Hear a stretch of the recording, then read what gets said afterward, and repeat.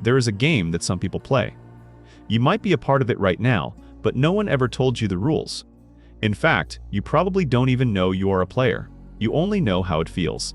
It feels like confusion. It's like leaving a conversation feeling like you lost, but you were never sure what the argument was about. It's the strange exhaustion that comes from being around someone who seems to drain all the air from the room. You start to question your own memory, your own feelings. You start to believe that maybe you are the problem. This feeling isn't an accident. It's not random chaos. For a certain kind of person, creating that confusion is the whole point of the game. This video is a guide to understanding the rules of that game. Not so you can play it, but so you can recognize it and choose to walk away from the board entirely. Hundreds of years ago, in Italy, a man named Machiavelli wrote a famous book called The Prince. It wasn't a story. It was a manual, a cold, practical guide for rulers on how to get power and, more importantly, how to keep it. The book was not concerned with right or wrong. It was not about being a good person. It was about winning. We are not here to talk about history or politics. We are talking about a type of person who has, in a way, adopted that old book as a personal guide for their own life. These people are often called Machiavellian. They see the world not as a place for connection, but as a giant chessboard. To them, other people aren't friends, family, or colleagues. They are pawns. They are pieces to be moved around the board to help them achieve their own goals. To truly understand how to spot this behavior, we first have to try to see the world through their eyes. It's a very different world than the one most of us live in. It's built on three main pillars. The first pillar is manipulation. For this kind of person, steering your feelings and actions is their main tool. They don't ask for what they want directly. They maneuver. Think of the river guide who knows every rock and every turn in the current. They don't push the boat forward themselves. They use the river's own energy, your own emotions, your hopes, your fears, to steer you exactly where they want you to go. They might use flattery to make you feel special and important, so you lower your guard. They might use a sad story to make you feel sorry for them, so you feel obligated to help. The goal is always the same: to get you to do something you wouldn't otherwise do, while making you feel like it was your own idea. It's a quiet, subtle art, and they have often spent their whole lives perfecting it. The second pillar is a profound lack of empathy. This is perhaps the hardest part for most of us to understand. A person with Machiavellian traits doesn't feel the pain of others. It's not that they don't understand it. In fact, they often have a sharp, intellectual understanding of human emotion. They can see what makes you happy, sad, or angry. But they see it the way a scientist sees data on a screen. It's just information to be used. It doesn't touch them. Imagine a surgeon who has studied every nerve in the human body. They know exactly what will cause pain and what won't. But when they make an incision, they don't feel the cut themselves. For the Machiavellian, your feelings are like those nerves. They can be carefully pressed to get a certain reaction, but your pain is not their pain. This is why they can do hurtful things and seem to feel no guilt or remorse. To them, it wasn't personal. It was just a move in the game. They see emotional people as weak, and they see that weakness as an opportunity. The third and final pillar is an intense focus on power and control. This isn't just about wanting to be the boss or wanting to be in charge. It's a much deeper need. For many of these individuals, their entire sense of self-worth is tied to their ability to influence and control their environment, which includes the people in it. Being in control makes them feel safe. Making you feel a little off balance makes them feel steady. They are constantly calculating. Who has the power in this room?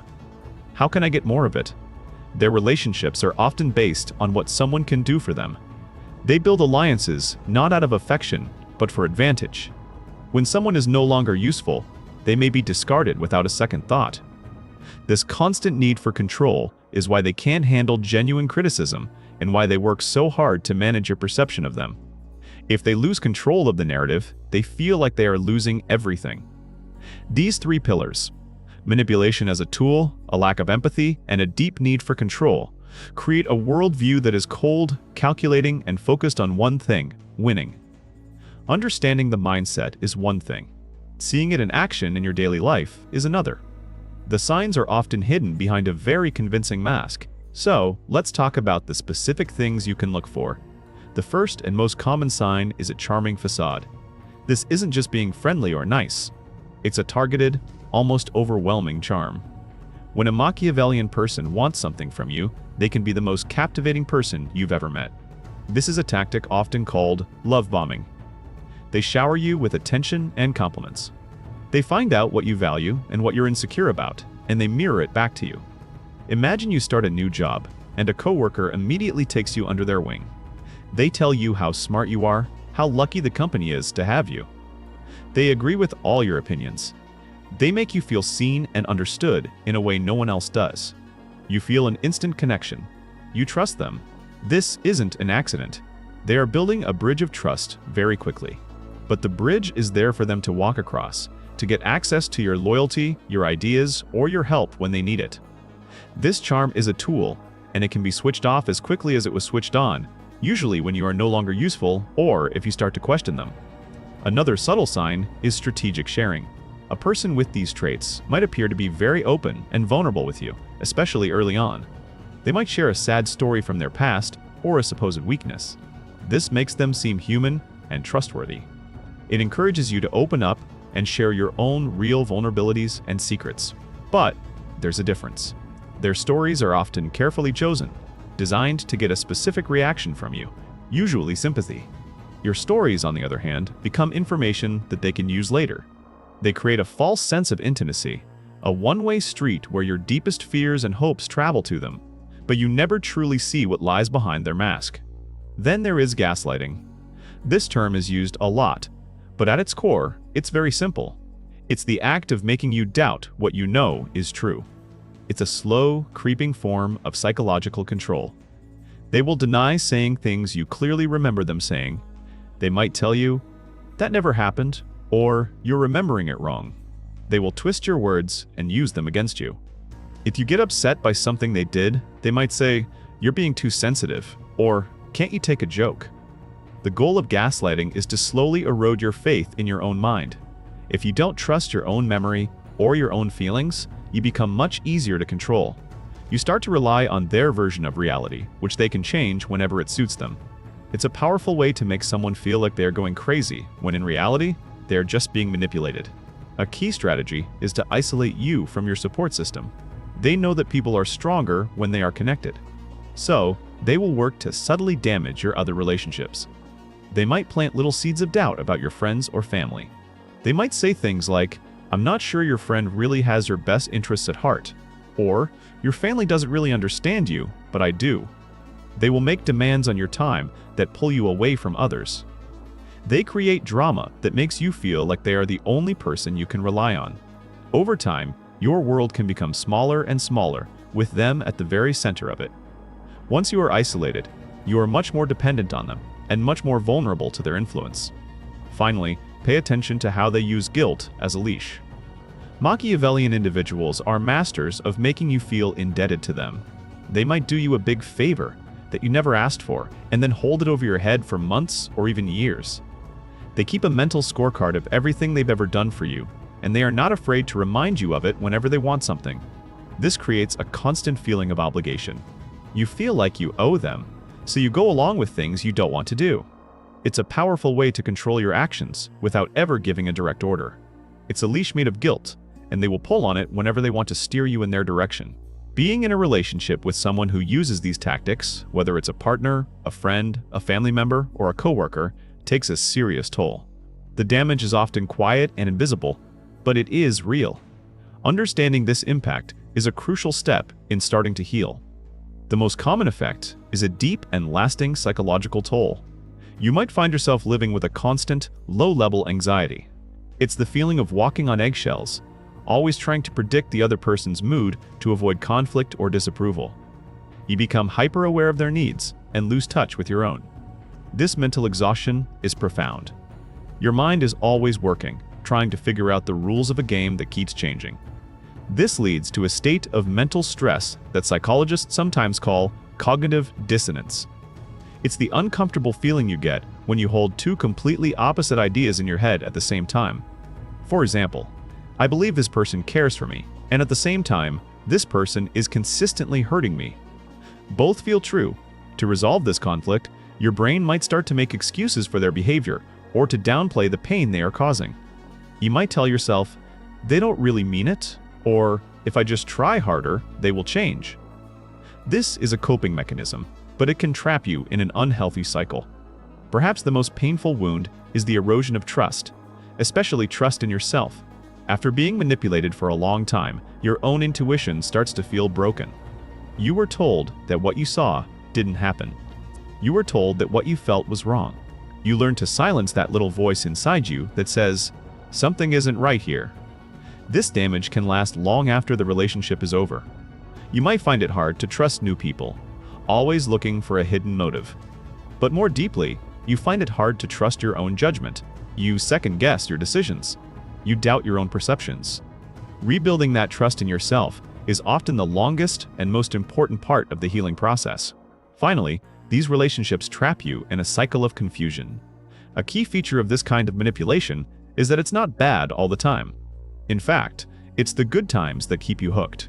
The manipulator will cycle between the intense charm you first saw and the cold, cruel behavior that causes you pain. This creates a powerful, addictive push-pull dynamic. After a period of gaslighting or cruelty, they might suddenly become incredibly kind and apologetic. They bring back the charm, and you feel a wave of relief. You think, the real person is back. The bad part is over. This intermittent reward is a very effective way to keep someone hoping for change. You stay for the good moments, enduring the bad ones. But it's important to understand that this confusion is not a side effect. It is the goal. A person who is constantly off balance, hopeful one minute and despairing the next, is a person who is easy to control. The confusion is the cage.